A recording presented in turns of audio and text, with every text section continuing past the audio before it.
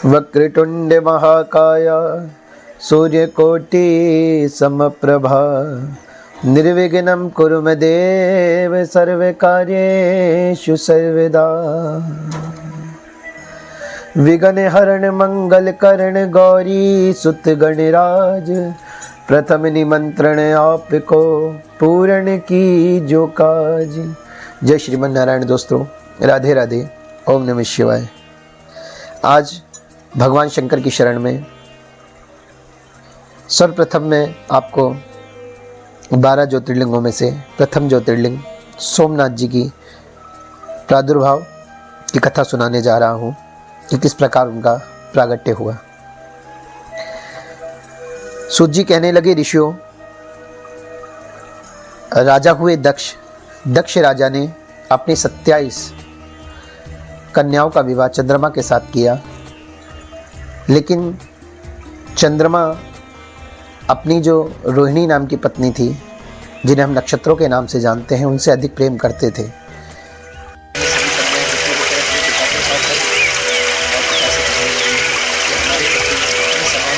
नहीं करते। राजा दक्ष ने चंद्रमा को बुलाया कि हे कलानिधे, तुमने निर्मल कुल में उत्पन्न हुए हो, तुम्हारे आश्रम में रहने वाली जी सभी स्त्रियां बराबर हैं, इसलिए आपको सभी का ध्यान बराबर से रखना चाहिए।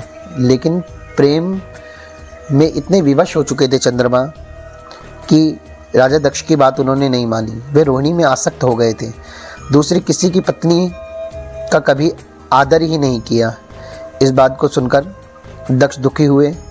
जब दक्ष ने दोबारा से ये बात सुनी तो फिर स्वयं आकर चंद्रमा को उत्तम नीति समझाने का न्यायोचित बर्ताव किया, प्रार्थना करने लगे। लेकिन प्रार्थना करने के बाद भी चंद्रमा नहीं माने। तो दक्ष ने कहा, चंद्रमा सुनो, मैं पहले अनेक बार तुमसे प्रार्थना कर चुका हूँ, तुमने मेरी बात नहीं मानी, इसलिए जाओ, मैं आज श्राप देता हूँ कि तुम क्षय रोग हो जाए। तुम्हें क्षय रोग का अर्थ कि धीरे धीरे तुम क्षीण हो जाओ। सूत जी कहते हैं, दक्ष के इतना कहते ही क्षण भर में चंद्रमा क्षय रोग से ग्रस्त हो गए और धीरे धीरे घटने लगे। सृष्टि में हाहाकार मच गया।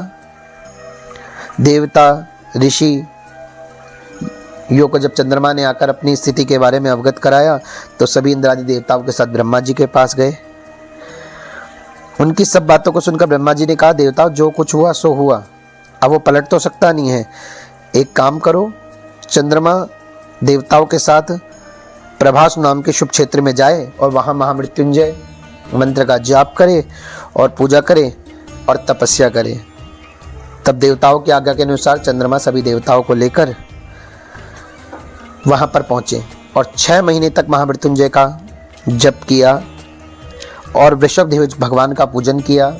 10 करोड़ मंत्र का जप मृत्युंजय का ध्यान करते हुए चंद्रमा लगातार जब तपस्या करते रहे तो भगवान शंकर प्रकट हो गए। भगवान शंकर ने कहा, चंद्रदेव, मैं तुम पे प्रसन्न हूँ, तुम्हारा कल्याण हो, तुम्हारे मन में जो भी वरदान मांगने की बात है मांग लीजिए। चंद्रमा बोले, देवेश्वर, यदि आप मुझ पर प्रसन्न हैं तो इससे बड़ी बात तो मेरे लिए कुछ नहीं हो सकती, लेकिन आप एक काम करिए, अगर आप देना ही चाहते हैं तो जिस क्षय रोग से मैं ग्रसित हूँ आप उसका निवारण बताइए। शिव जी ने कहा, चंद्रदेव, जिस प्रकार तुम्हें श्राप मिला है कि तुम क्षय रोग से ग्रसित हो, अब जिस प्रकार तुम घटोगे एक पक्ष में तो तुम घटोगे, लेकिन दूसरे पक्ष में तुम धीरे धीरे कर पहले के जैसे हो जाओगे।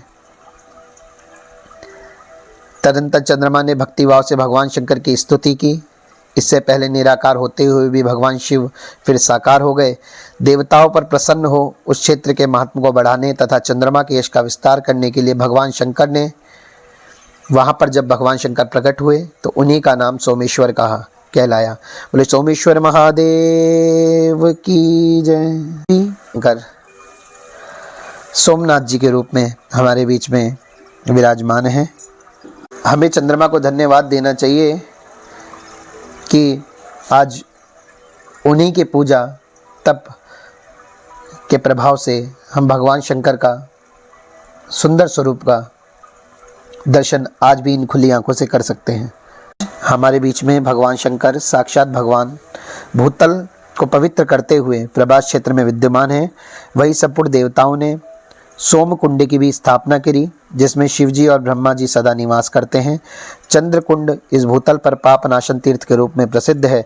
जो मनुष्य इसमें स्नान करता है वह सब पापों से मुक्त हो जाता है। और जिसे किसी भी प्रकार का क्षय रोग, कुष्ठ रोग हो गया हो, 6 महीने तक लगातार इसमें स्नान करने से उसका ये रोग नष्ट हो जाता है।